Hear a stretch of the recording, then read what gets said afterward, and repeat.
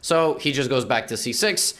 And here I play the move queen g3. Again, I'm 7 years old, so when I don't know what to do in a position, I'm gonna kind of go for mate. Like, I must have thought that, you know, he's just gonna go like here, or, you know, not even. He'll go like here, here, here, and I'll mate him. Even though I obviously should just be moving my rook back into the game. Like, rook d1 here, no questions asked. Just bring the rook to the middle. Knight to the middle is not really good. It kind of gets in the way of everything. You can undermine the center here, and you can then create this, and it really helps you that your king is actually always safe on h2. Notice I made the getaway score for my king. But, you know, I'm 7, so I play queen g3 with the intention to play bishop h6 and queen g7 and checkmate, because that's the only thing I know how to do, just completely negating this. The problem is that here I miss an opponent's defensive resource, and this is very important. You got to think how your opponents are going to put you in pressure. Knight h5. Beautiful move. Queen is once again overloaded. We saw this tactic earlier.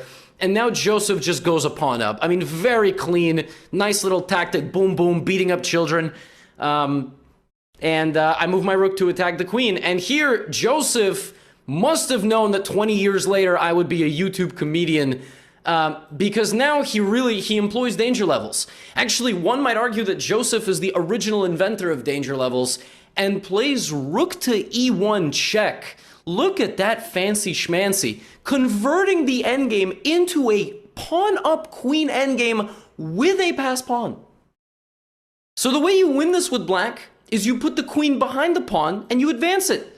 Look at this, 1167. I go here, because I don't know what to do. And now he look at this, he even makes the fort for the king, and then he just pushes. And at this point, I'm like, damn it, I gotta get back. And then he just keeps pushing. Because now B and C are gonna come together, and as long as he has a decoy, he's completely winning. I try to run my king, I don't know what that was. I mean, that doesn't make sense at all, because he's gonna play C4 anyway, but I'm doing my best.